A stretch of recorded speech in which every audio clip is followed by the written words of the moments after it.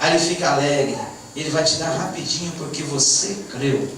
Então o pecado principal daquele povo que não entrou na terra da promessa, e ao invés de conquistar a bênção em 40 dias, caminhou 40 anos, foi a incredulidade.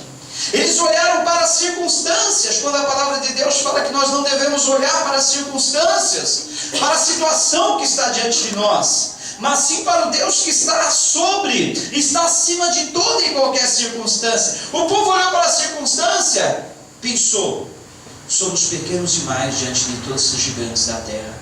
Olha, nós vamos perder a batalha para eles, eles são mais fortes, numerosos, grandes. Aí sabe o que aconteceu? Nós temos o nosso cérebro, que é interessante. O cérebro comanda o nosso corpo. E se eu emitir uma ordem para o meu cérebro, ele vai obedecer. Se eu falar que eu sou fraco, se eu falar que eu não posso, se eu falar que eu não consigo, se eu falar para mim mesmo que não vai dar certo, pode ter certeza que você não vai muito adiante. Mas se você fala com determinação: não, eu vou conseguir, isso não é pensamento positivo, mas a própria palavra de Deus diz que nós somos aquilo que nós falamos, nós somos aquilo que nós pensamos. Então não adianta você semear pensamentos ruins, pensamentos de incredulidade, pensamentos de pessimismo, e você achar que com isso você vai vencer, porque não vai. Agora, se você semear bons pensamentos, o apóstolo Paulo, na carta que ele escreveu aos Filipenses, no capítulo 8, ele diz: olha, tudo que é de boa fama, tudo que é virtude, tudo que é louvor, tudo que é bom, nisso você deve pensar. O demais, olha, tire da sua mente, tire da sua cabeça qualquer pensamento de derrota, qualquer pensamento de pessimismo, qualquer pensamento de que não vai dar certo, qualquer pensamento de que acabou, qualquer pensamento de que já era. Tira isso da cabeça, mas pense boas coisas, pense coisas que realmente edifiquem a sua mente, e você vai ver as coisas acontecerem. Bom, para não dizer que foi toda a geração que pereceu no deserto, de toda aquela geração, somente 2 homens, Josué e Caleb, eles acreditaram na vitória. E o que aconteceu? Deus passou o comando, o cajado, o bastão da mão de Moisés, que já estava prestes a passar para a glória celestial, passou o cajado, o bastão para Josué, e agora ele era o comandante do povo que iria adentrar a terra da promessa. E Deus falou: olha, não se preocupem com o aspecto da terra, porque a terra que eles estavam para receber de posse, de herança, era o deserto. E se não bastasse, ainda havia montanhas, havia montes e vales. Mas Deus falou: olha, é nas montanhas que estão as minas de cobre, é nas montanhas que vocês vão encontrar ferro.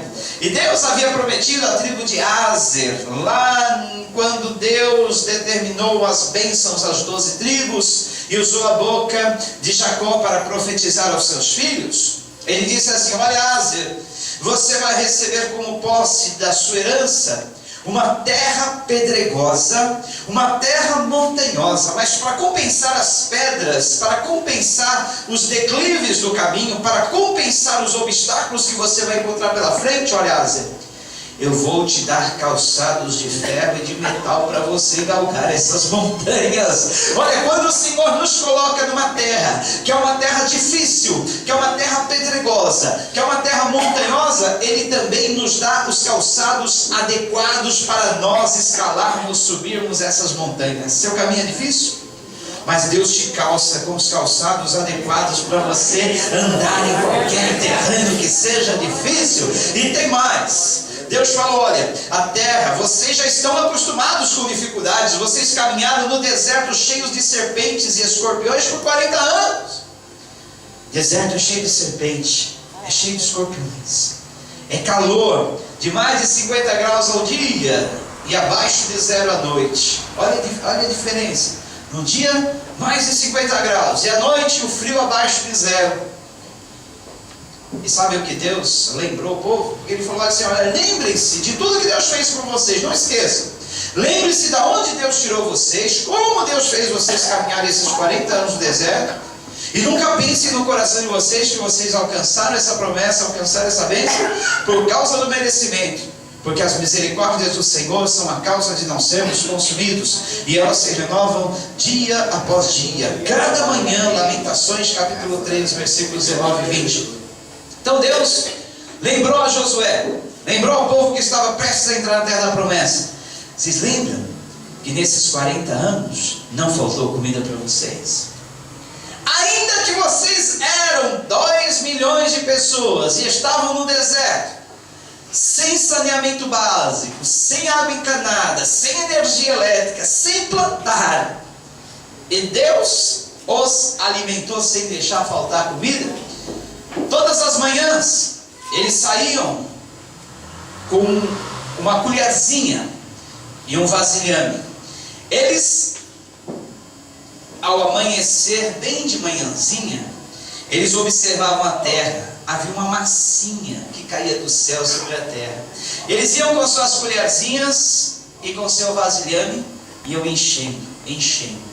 Interessante é que Deus dava a porção certinha para cada família.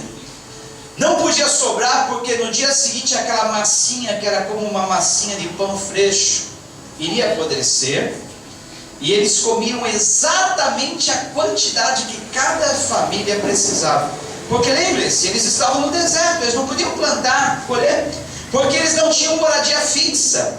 Hoje eles estavam aqui, mês que vem eles já estavam mais adiante, no mês seguinte mais adiante, porque eles estavam a caminho de uma terra. Eles só iriam poder plantar quando eles chegassem naquela terra. Então olha, todos os dias pela manhã eles colhiam. Deus fez cair do céu aquela comida, era uma massinha como que de pães frescos. Que coisa interessante.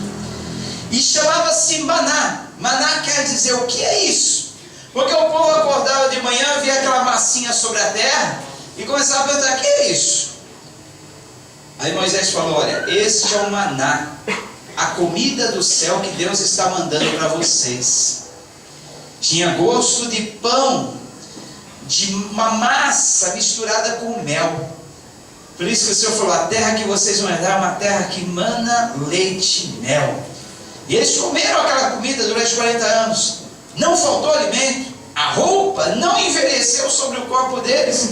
Porque lembre-se, para eles cozerem, fazerem novas roupas, eles precisavam do algodão, eles precisavam do linho, eles precisavam da matéria-prima. Mas como se eles não estavam plantando, não estavam colhendo? Milagrosamente, a roupa não envelheceu sobre eles. E tem outra coisa, os pés deles não incharam. Sabe o que é isso? A criança, quando está em fase de crescimento, o que acontece? O pai e a mãe tem que estar sempre comprando um sapato novo, porque o pé vai crescendo. Não é verdade? Só que parece que à medida que eles cresciam, Deus dava um jeito também do sapato ir aumentando, porque os pés não inchavam. E geralmente quando a gente calça um sapato muito tempo, as dá dores no pé, talvez o sapato fica deformado. Mas milagrosamente não faltou calçados para aquele povo, não faltou roupa e nem faltou alimento. Isso quer dizer, sabe o quê? Que Deus se responsabiliza por nós quando nós estamos na caminhada desse mundo. Deus se responsabiliza por nós quando nós estamos caminhando rumo a uma terra que Deus nos prometeu. E a nossa caminhada nesse mundo é igualzinha à caminhada daquele povo. Lembre-se, aquele povo estava caminhando do Egito, onde Deus os libertou, e eles estavam atravessando um deserto para ir em direção à terra de Canaã, a terra que Israel iria ser estabelecido como povo. E nós hoje, nós também estamos no deserto. Esse mundo é o deserto. Nós fomos tirados do Egito. O Egito é o mundo onde nós fomos libertados, onde nós fomos resgatados.